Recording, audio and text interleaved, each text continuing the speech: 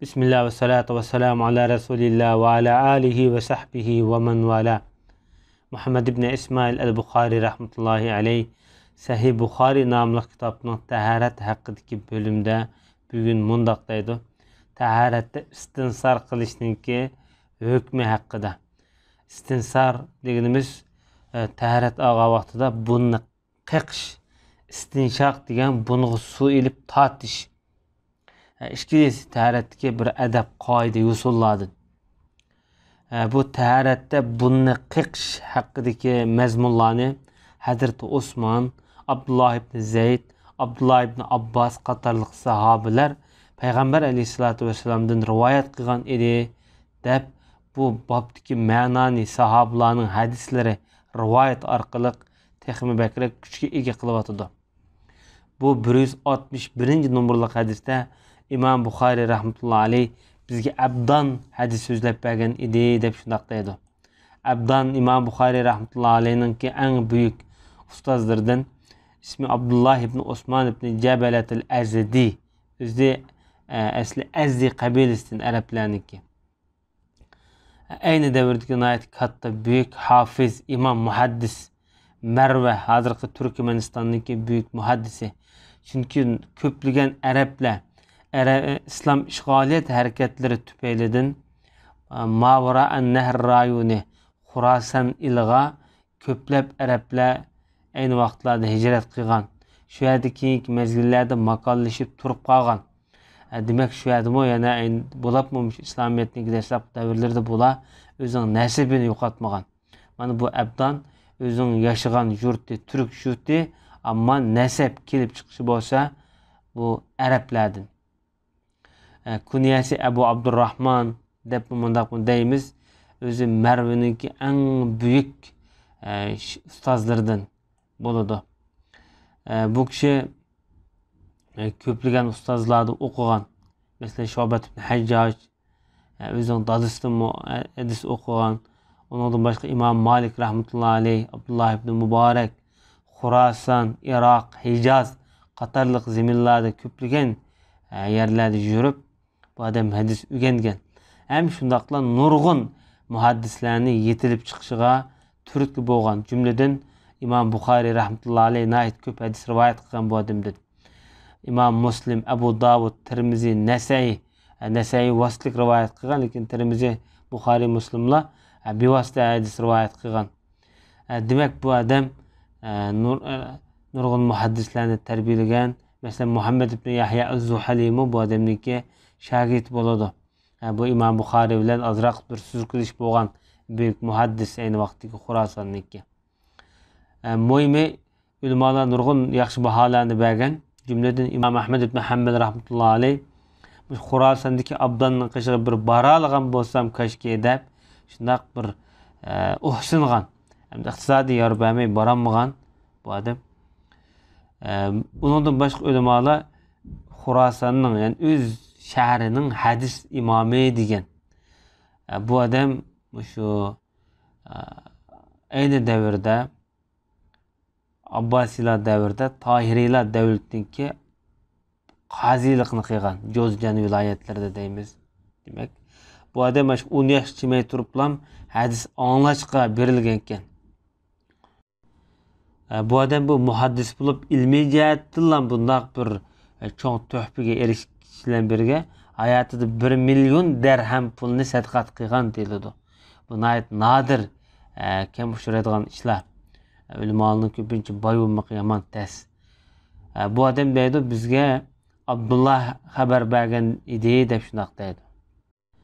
Bu kishi Merve'nin yani Türkmenistan'daki büyük muhaddisi Abdullah ibn Mübarek degan büyük allame muhaddis. Bu zat deydi bizga Yunus Zuhri'den hadis sözlep bergan edi deydi. Ondaqda Yunus'un ismi kim deganda Yunus ibn Yazid el-Ayli ismi bilen meşhur boğan büyük muhaddis. Muhammed ibn Muslim ibn Şehab el-Zuhri'ninki şagird buludu. Bu adam özüne ait büyük çoğun tabiiller qatarıdın. Özüne ait işencilik muhaddis. Iordaniyaniki Eyle degen şehirde tuğulup Mısır'da Hicriye 159. yıl ölüp ketken işencilik muhaddis la qatardan o'rin olgan. Bu adamdaki ustozlar nayet yaman köp. Köp ustozları sahabalardan, sahabalarning ballardan, Peygamberimizdeki ail tavabatıdan terik topgan. Bu adamdaki şagirdleri nayet bir-birinden sarxil. Bu kishi hadis ulamalarıniki bahasıga nayet yaxshi bahaslarga ishenganda, İbn Hibban ishonchilik degan, Abu Zur'atur Razi kerak yo'q odam degan demek. İmam-ı Nesai ishonchilik degan. Ama bir qism ulamalar, mesela İmam Ahmed ibn Hanbal hadisini bilmaydi deganda, ba'zida bu xatolashib qoladi degandek baholanimi bergan. Demek bu muhaddislarniki bergan baholari xilma-xil. Ama bu adamdaki hadislarniki ko'p sonlik ulamalar hadislarga ishonchilik deb baho bergachga, İmam Buxoriy rahmatullohi alayh Sahih Buxoriyda bu kishini keltirgan bo'lishi mumkin. Chunki İmam Buxoriyning ustozlaridan Yahya ibn Ma'in ishonchilik, Zuhriyning shogirdlari ichida eng mustahkam mazmut odam deb mundaq baholanib bergan. Endi bu zat o'zining ustozi Zuhriydan hadis rivoyat qiladi. Zuhriy Muhammad ibn Muslim ibn Shihab ibn Zuhriy, bu naçqatim o'tdi bu kishining tarjimali. Bu zat deydi, "Menga Abu İdris so'zlab bergan, ya xabar bergan edi" deb shundaq deydi. Endi Abu İdris o'zini aytdi katta tabiinlardan. Abu İdris el-Xavlani deyiladi. Bu adam Hicriye 8-yilda tug'ilib, Hicriye 80-yili o'lib ketgan 72 yoshda. O'zi tabiinlar qatoridagi cho'ng tabiinlar qatorida sanaladi. Dadisi sahoba bo'lganligi qayd qilingan. Ayni davrdagi nayt katta faqih ham hadis rivoyat qilgan raviylardan.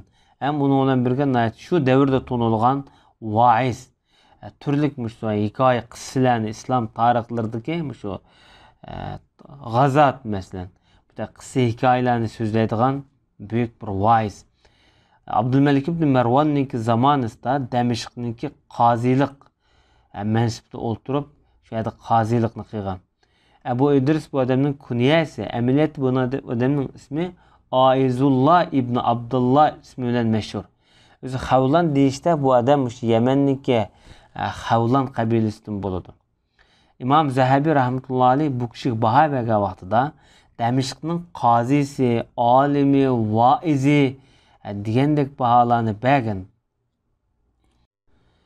Bu kishi Payg'ambar sallallohu alayhi vasallamniki zamoni, ya'ni Makka fathi yilisi tug'ilgan bo'lsa-mu, Rasululloh bilan ushqishanmagan.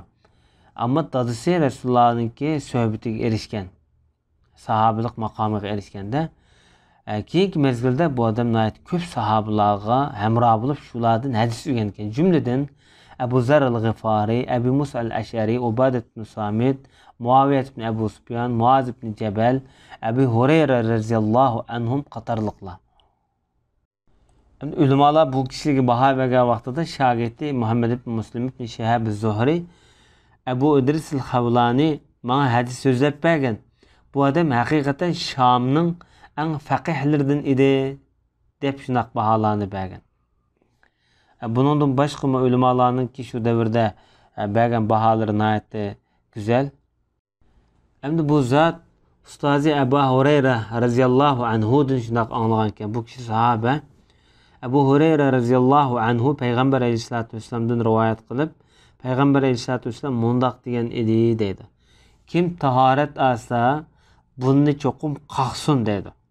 Müşahideki qaqsun degan buyruq kelimaga asosan bir qism ulamalar bunni qiqishni tarat olgan vaqtida buni vojib deb qaragan. Shuning uchun. Endi tarat olgan vaqtida bunni qiqishniki hikmati nima degan vaqtida bundagi chang to'zanglar, bu yerdagi qopsilib qolgan narsalar teshig'i chiqdi, ketgandan keyin odamda bir xil ichilish, kayfiyat yaxshilanish bo'lishi bilan birga o'pkiniki havo yo'li ichilgandan keyin odamning o'qish, gap qilish jihatda bir xil ozodroq holatda bo'ladi. Uningdan boshqa burun hamda bu shaytonniki qo'nadigan bir joyi. Payg'ambar sallallohu alayhi vasallam bir hadisda sizlarning beringlar uyqusun uyg'ongan vaqtida taratilib 3 qatim buni qiqıversin. Chunki shayton bir odamniki mush qanshirda uxlaydi degan payg'ambar sollallohu alayhi vasallam. Bu yani shaytonni qo'g'lab chiqarishniki bir vositasi. Uningdan boshqa va man istajmara dedi. Kim chomma ishlatsa, ya'ni o'zining maqatni tozalagan vaqtida taq chomma ishlatsin deb shunaq degan edi dedi. Bu hadis yana bir nuqtaga dalil bo'la oladi. U bo'lsa nima degan vaqtda payg'ambar sollallohu alayhi vasallam boshda ba'zi hadislarda chomma ishlatgan vaqtida 3 chomma işletiş haqidagi yo'l yo'riqlar berilgan. Ammo bir qism ulamolar bu 3 tosh qilam qartilgan emas. Qanchini ishlatsa bo'ladi, faqat maqsad shu maqsadni tozalash maqsad qilingan. Mayli 5 dan, mayli 7 dan ishlatsin bo'ladi, mo'ymi bu yerda taq ishlatish kerak deb qaragan. Hamma hadismi shunga dalil bo'la oladi. Bu yerda 3 degan sonni qayd qilgan emas, ammo taqliq bo'lishni bu yerda qayd qilgan. وصلى الله على نبينا محمد وعلى آله وصحبه أجمعين.